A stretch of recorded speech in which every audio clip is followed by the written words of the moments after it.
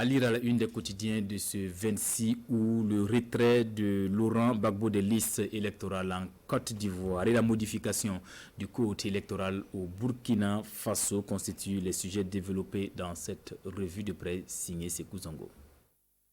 Modification du code électoral, un oui avec beaucoup de mais. C'est le titre retenu par l'observateur Palga à propos de la révision à minima du code électoral. Réaménager le code électoral pour l'adapter aux exigences de la situation sécuritaire, voilà l'esprit du projet de loi portant modification du code électoral. Mais que les débats furent houleux avant de parvenir à ce lifting, observe le doyen des quotidiens burkinabés. 107 voix pour, 9 contre et 4 abstentions. Ainsi, le projet de loi est passé. Cependant, tous les doutes ne sont pas levés, souligne l'Obs.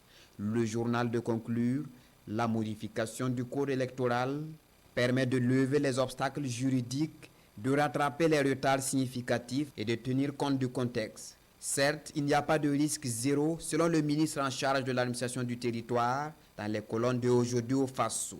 Mais martèle-t-il, l'adoption du projet de loi va permettre d'aller aux élections normalement, d'avoir des instruments juridiques qui protègent aussi bien l'élection présidentielle que les résultats des scrutins. Aussi, l'adoption de cette modification a-t-elle bien d'autres raisons, selon Alassane Balassa Kandé dans le journal Le Pays. Nous avons agi de la sorte pour ne pas donner raison aux oiseaux de mauvais augure qui pensaient que les députés voulaient s'octroyer un lenga.